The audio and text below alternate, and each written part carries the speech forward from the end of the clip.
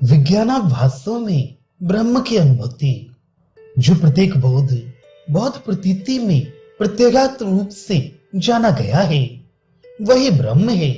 यही उसका ज्ञान है, क्योंकि उस ब्रह्म ज्ञान से अमतत्व की प्राप्ति होती है। अमतत्व अपने ही से प्राप्त होता है।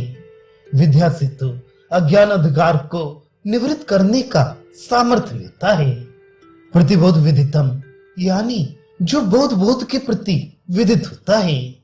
यहाँ बोध शब्द से बुद्धि से होने वाली प्रतीतियों, ज्ञानों का कथन हुआ है। अतः समस्त प्रतीतियां जिसके विषय होती हैं, वह आत्मा समस्त बोधों के समय जाना जाता है।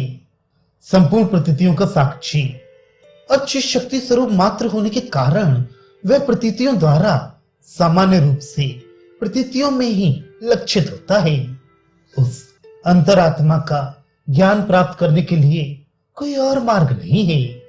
अतः जिस समय ब्रह्म को प्रतीतियों के अंतर साक्षी स्वरूप से जाना जाता है, उसी समय वह ज्ञात होता है। अर्थात यही उसका सम्यक ज्ञान है। संपूर्ण प्रतीतियों का साक्षी होने पर ही उसका वृद्धि क्षय शून्य साक्षित्व, नित्यत्व, विशुद्ध स्वरूपत्व, आत्मत्व, निर्विशेषत्व और संपूर्ण भूतों में अनुसूत एकत्व सिद्ध हो सकता है। जिस प्रकार की लक्षणों में भेद न होने के कारण घट, पर्वत और गुहा आदि में आकाश का भेद है, इस प्रकार ब्रह्म विदित और अविदित दोनों ही से भिन्न है। इस शास्त्र वचन के अर्थ का ही भले प्रकार शोधन करके यहाँ उपसंहार किया गया है।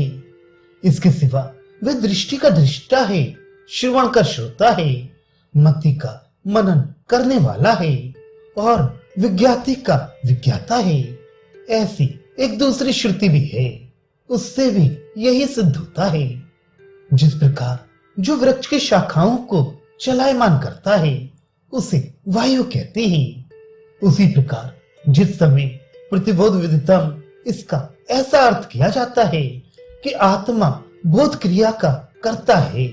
अतः बोध क्रिया रूप लिंग से उसके कर्ता को जानता है, इसलिए बोध रूप से विदित होने के कारण वह प्रतिबोध विदितम कहलाता है। उस समय आत्मा बोध क्रिया रूप शक्ति से युक्त एक द्रव्य सिद्ध होता है, साक्षात बोध स्वरूप ही सिद्ध नहीं होता। बोध बुद्धिगत प्रतीति तो उत्पन्न होता है और नष्ट भी हो जाता है। अतः जिस समय बोध उत्पन्न होता है, उस समय तो वह बोध क्रिया रूप विशेषण से युक्त होता है, और जब उसका नाश हो जाता है तो वह निर्विशेष द्रव्य मात्र रह जाता है। ऐसा मानने से तो वह विकारी, सावयव, अनित्य और अशुद्ध निश्चित होता है, और उसके इन दोषों का किसी प्रकार परिहार नहीं किया जा सकता। तथा वैशेषिक मतावलंबियों का जो मत है कि आत्मा और मन के संयोग से उत्पन्न होने वाला बोध आत्मा में समवाय संबंध से रहता है, इसी से आत्मा में बोधरत्व है। वस्तुतः आत्मा विकारी नहीं है, वह तो नीलपीत आदि वर्णों के समवायी घट के समान केवल द्रव्य मात्र है। सो इस पक्ष में भी ब्रह्म अचेतन द्रव्य मात्र सिद्ध होता है, और ब्रह्म विज्ञान एवं आनंद स्वरूप है। प्रज्ञान ब्रह्म है इत्यादि श्रुतियां बाधित हो जाती हैं। निरवयव होने के कारण आत्मा में कोई देश विशेष नहीं है, और उससे मन का नित्य संयोग है।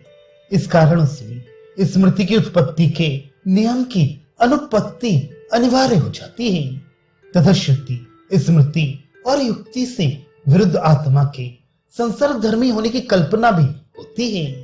असंग आत्मा का किसी से संग नहीं होता, संग रहित और सबका पालन करने वाला है।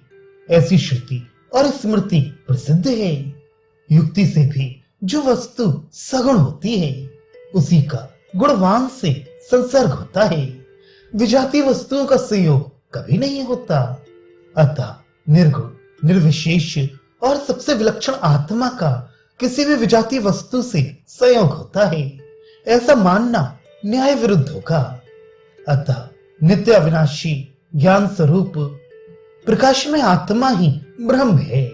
ये अर्थ आत्मा के संपूर्ण बोधों के बोधा होने पर ही सिद्ध हो सकता है और किसी प्रकार नहीं।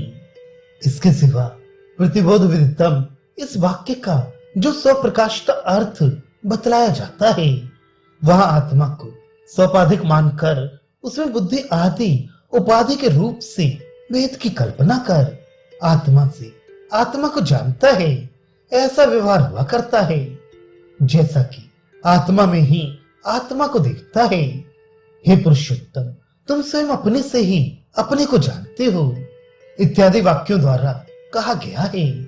किंतु निरुपाधिक आत्मा तो एक रूप होने के कारण उसमें स्वसंवेदिता अथवा परसंवेदिता संभव ही नहीं है। जिस प्रकार प्रकाश को किसी अन्य प्रकाश की अपेक्षा होना संभव नहीं है, उसी प्रकार ज्ञान स्वरूप होने के कारण उसे अपने ज्ञान के लिए किसी अन्य ज्ञान की अपेक्षा नहीं है। तथा बौद्ध मतानुसार तो विज्ञान की स्वसंवेदिता स्वीकार करने पर भी उसकी क्षणभंगुरता और निरात्मकता सिद्ध होने लगेगी। ऐसा होने पर अविनाशी होने के कारण विज्ञाता की विज्ञाति का लोप नहीं होता, नित्य विभु और सर्वगत है। वह ये महान अज आत्मा अजर अमर अमृत और अभय रूप है इत्यादि श्रुतियां बाधित हो जाएंगी। इसके सिवा जो लोग प्रतिबोध शब्द से जैसा कि सुषुप्त पुरुष को होता है वह निर्निमित्त बोध ही प्रतिबोध है, ऐसे अर्थ की कल्पना करती हैं, अथवा जो दूसरे लोग मुक्ति के कारणभूत एक बार होने वाले विज्ञान को ही प्रतिबोध समझते हैं, वे कुछ भी माना करें, बिना निमित्त से हो अथवा निमित्त से, तथा एक बार हो अथवा अनेक बार, वे सबका सब प्रतिबोध ही है।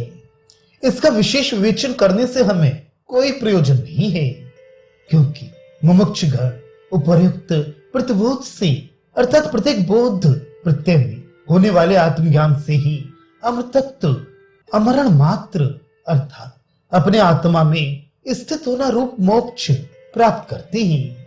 अतः वह ब्रह्म प्रत्येक बोध में अनुभव होने वाला ही माना गया है, ऐसा इसका अभिप्राय है, क्योंकि बोध का प्रत्यागत विषयक होना ही अमृतत्व में कारण माना गया है। आत्मा की अनात्म रूपता उसके अमृतत्व का कारण नहीं हो सकती। आत्मा का अमृतत्व उसका सर्वभूत होने के कारण अहेतुक ही है। इसी प्रकार आत्मा की मृत्यु भी अविद्यावश उसमें अनात्मत्व की उपलब्धि ही है।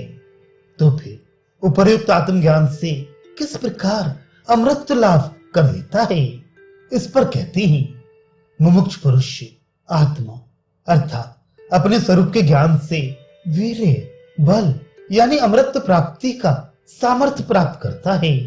धन सहाय मंत्र औषधि तप और योग से प्राप्त होने वाला वीर्य अनित्य वस्तु का किया हुआ होने से मृत्यु का पराभव करने में समर्थ नहीं है, किंतु आत्मविद्या से होने वाला वीर्य तो आत्मा द्वारा ही प्राप्त किया जाता है, अन्य किसी से नहीं।